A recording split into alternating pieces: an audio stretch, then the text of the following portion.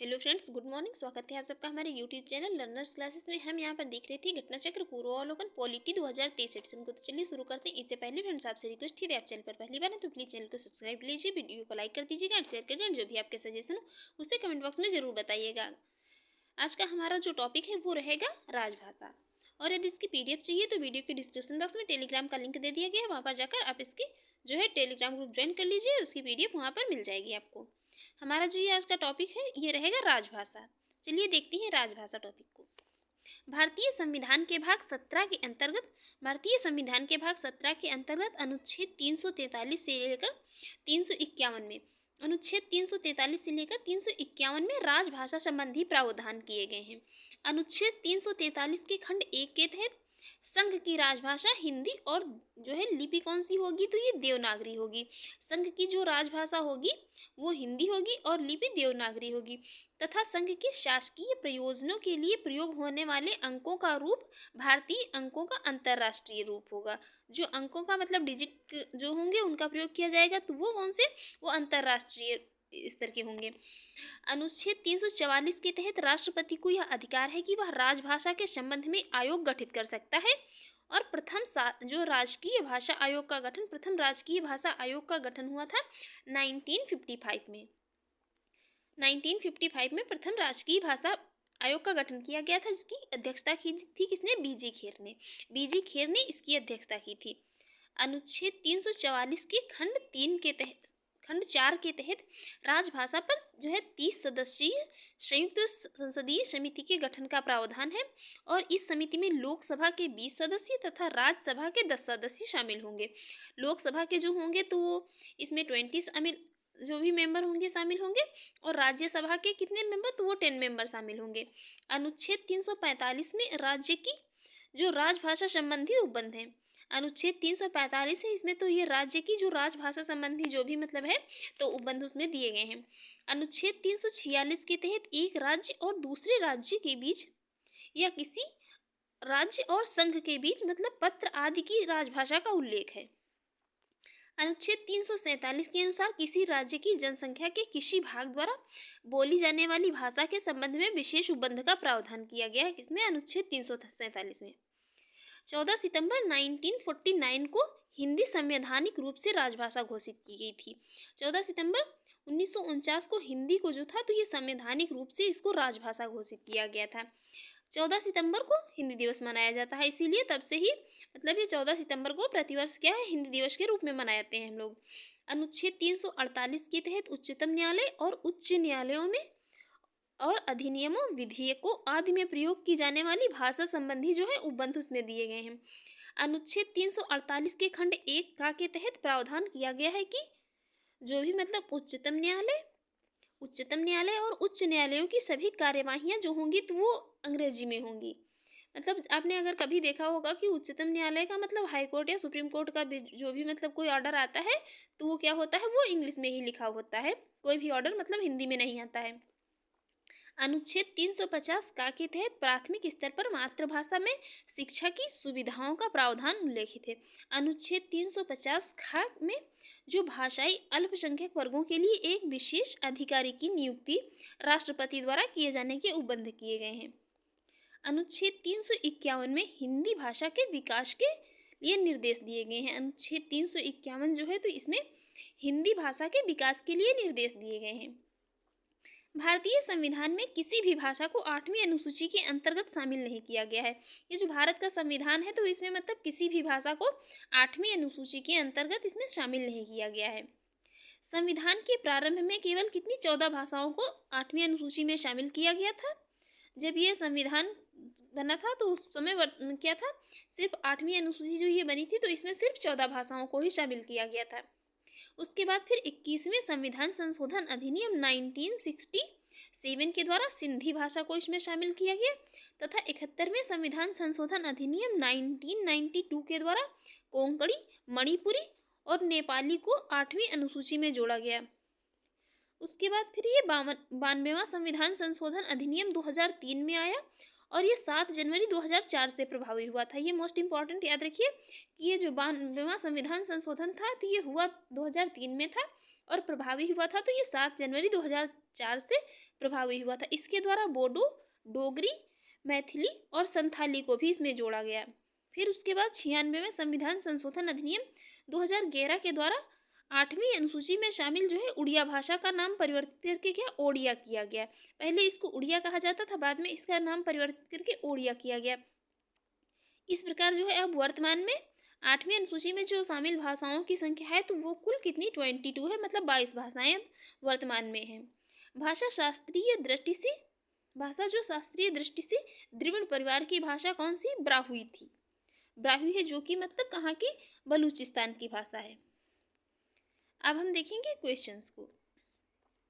देखते हैं पहला क्वेश्चन है भारतीय संविधान के किस अनुच्छेद में राज्य की राजभाषा या भाषाएं मतलब अपनाने की प्रक्रिया है? तो ये किसमें है? अनुच्छेद 345 में। देख लेते हैं इसके एक्सप्लेन। अनुच्छेद 345 के अंतर्गत राज्य की राजभाषा या भाषाएं अपनाने की प्रक्रिया है।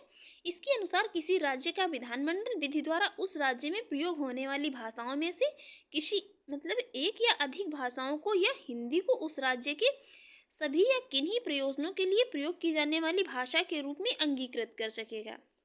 जबकि अनुच्छेद 343 संघ की राजभाषा के संबंध में है और अनुच्छेद 344 में राजभाषा के संबंध में आयोग तथा संसद की समिति के गठन तथा अनुच्छेद 346 में जो है ये दो राज्यों के बीच जो पत्रादि की राजभाषा के उपबंध किए गए हैं। देखेंगे नेक्स्ट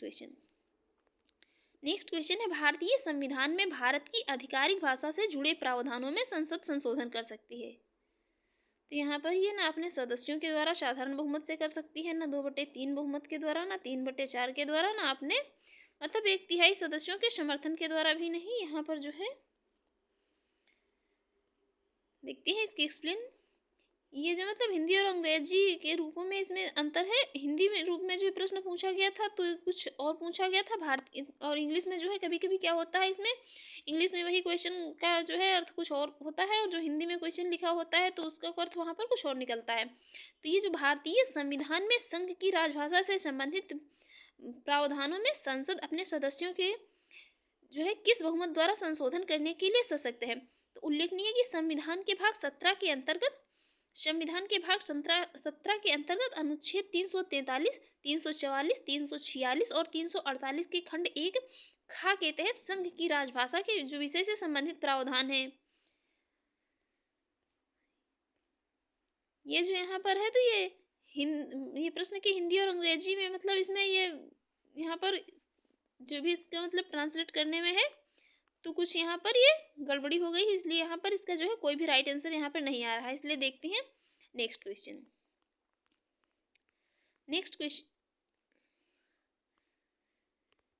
यहाँ पर नेक्स्ट क्वेश्चन है, यहाँ पर इसकी एक्सप्लेन ही दी है। देखते हैं इसमें जो ये संघ की राजभाषा संबंधी प्रावधानों वाले अनुच्छेद कौन कौन से हैं।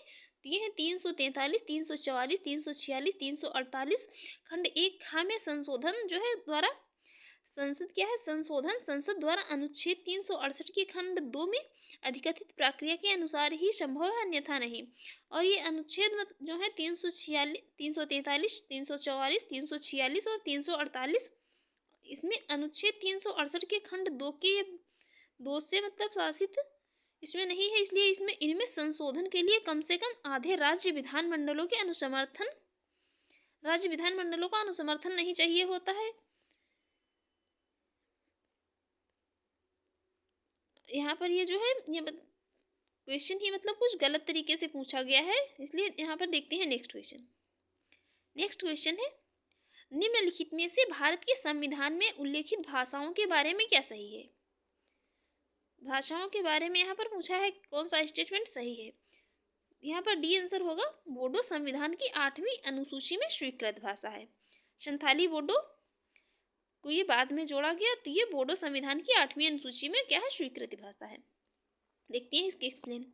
बोडो भारतीय संविधान की 8वीं अनुसूची में स्वीकृत भाषा है। इसे किसके कौन से 92वें संविधान संशोधन अधिनियम 2003 के द्वारा 8वीं अनुसूची में शामिल किया गया है। अनुच्छेद 343 के अनुसार हिंदी भारतीय संघ की राजभाषा है, ना कि राष्ट्रीय भाषा।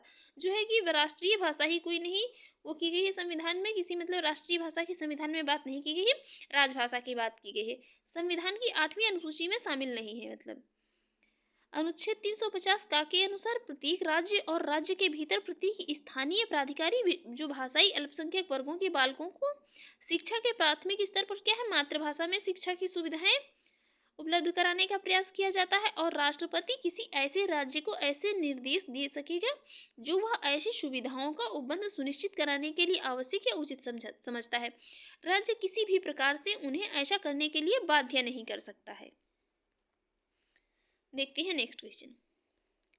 नेक्स्ट है, संविधान के किस अनुच्छेद में यह व्यवस्था की गई है कि प्रत्येक राज्य शिक्षा के प्राथमिक स्तर पर मातृभाषा में शिक्षा की पर्याप्त सुविधाओं की व्यवस्था करने का प्रयास करेगा। तो ये बात की गई है अनुच्छेद 350 का में। देखते हैं नेक्स्ट, भारतीय संविधान के अनुच्छेद 344 के तहत प्रथम राजकीय भाषा आयोग का गठन हुआ था।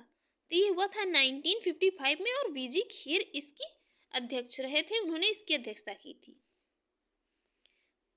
7 जून 1955 को तत्कालीन राष्ट्रपति थे कौन, डॉक्टर राजेंद्र प्रसाद ने बीजी खेर की अध्यक्षता में प्रथम राष्ट्रीय भाषा आयोग का गठन किया, जिसने 1956 में अपना प्रतिवेदन राष्ट्रपति को सौंप दिया और 1957 में एक संसदीय समिति द्वारा इस रिपोर्ट का परीक्षण किया गया, जिसके अध्यक्ष कौन थे, वो पंडित गोविंद वल्लभ पंत थे। देखेंगे नेक्स्ट क्वेश्चन, भारतीय संविधान की 8वीं अनुसूची में कौन सी भाषा वर्ष 2003 में जोड़ी गई थी। तो वर्ष 2003 में कौन जोड़ी गई थी, तो ये जोड़ी गई थी कौन सी, संथाली।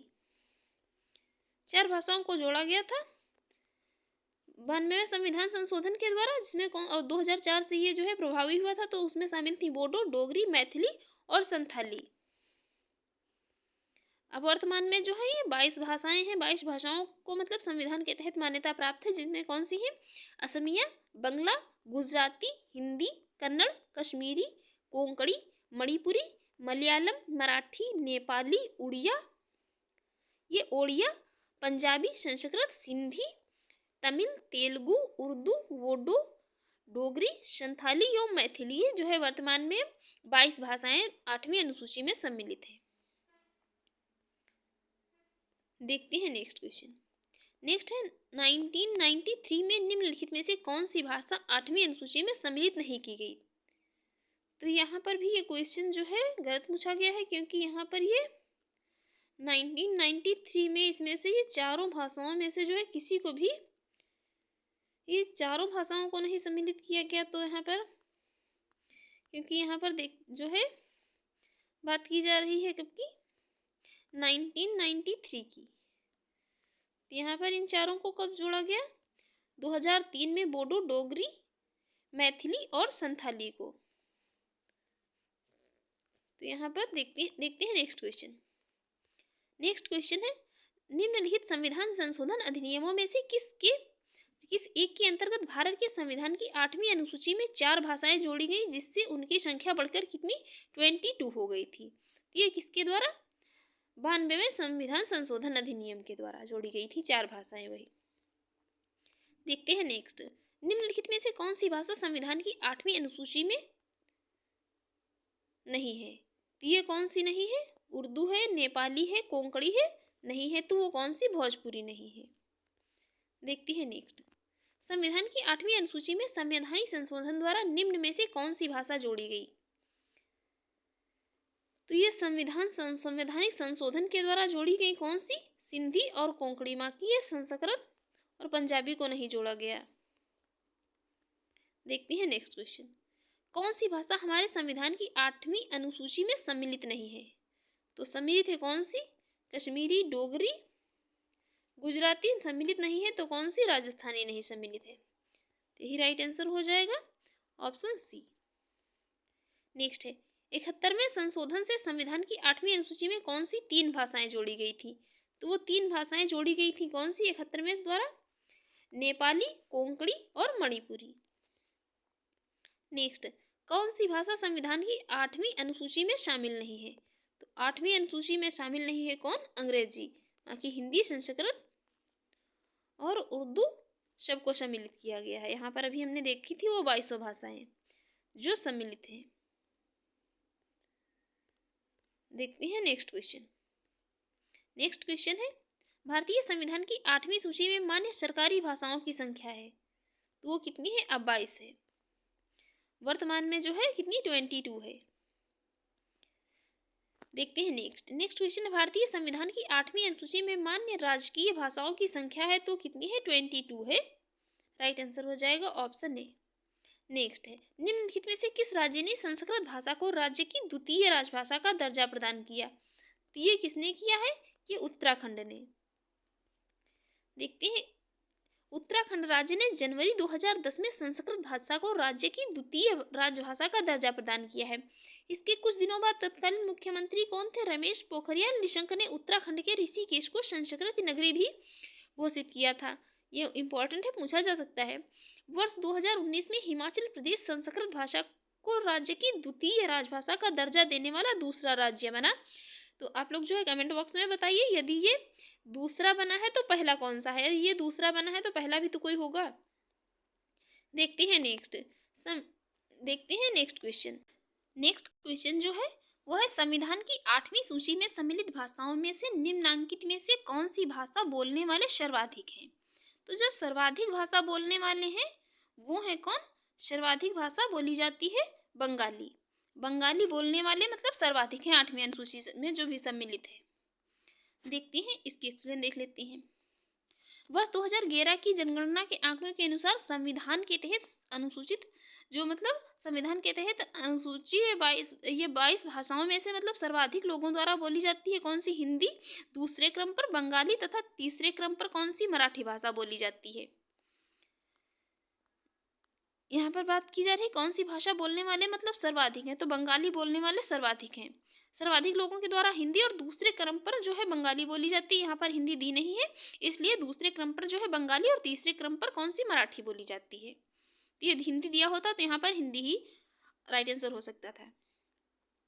नेक्स्ट है, निम्नलिखित भारतीय भाषाओं को मातृभाषा के रूप में प्रयोग करने वालों का कौन सा सही क्रम है? तो यहाँ पर कौन सा सही क्रम होगा? पहले नंबर पर जो है कौन आ जाएगी? हिंदी। यहाँ पर जो है कूट भी दिए हैं, तो इसके अनुसार सबसे जब हिंदी है नहीं तो वहाँ पर आ जाएगा बंगाली जो 8.11% बोलते हैं। फिर उसके बाद तेलुगु जो कि 7.19% लोग बोलते हैं। मराठी जो 6.99% लोग बोलते हैं। और तमिल जो है वो 5.91% लोग बोलते हैं। 2011 की जनगणना के अनुसार ये जो है आंकड़े यहाँ पर प्रस्तुत किए गए हैं। देखते हैं नेक्स्ट है, हिंदी भाषी भारतीयों का प्रतिशत लगभग कितना है? तो इनका लगभग परसेंट कितना है?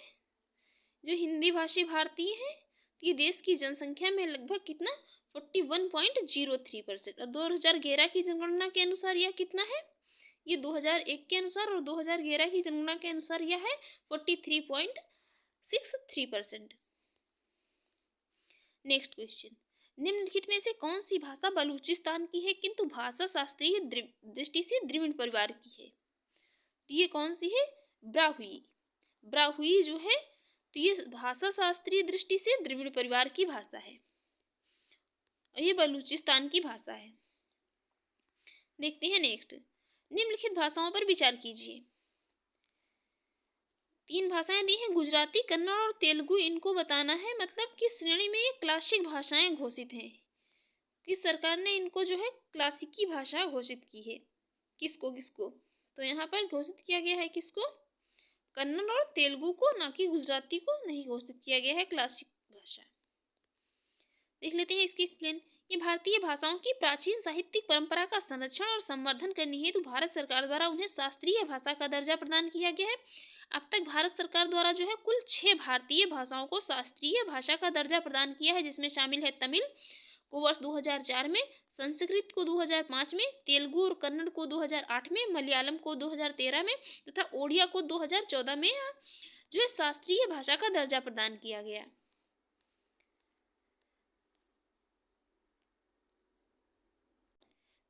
तो फ्रेंड्स, आपको हमारी ये वीडियो अच्छी लगी हो और आपके एग्जाम के लिए यूजफुल रही हो तो आप हमारे यूट्यूब चैनल पर पहली बार है तो प्लीज़ चैनल को सब्सक्राइब कर लीजिएगा, वीडियो को लाइक कर दीजिएगा एंड शेयर करिए, एंड जो भी आपके सजेशन उसे कमेंट बॉक्स में ज़रूर बताइएगा।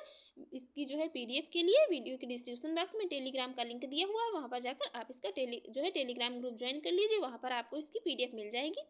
Thanks for watching.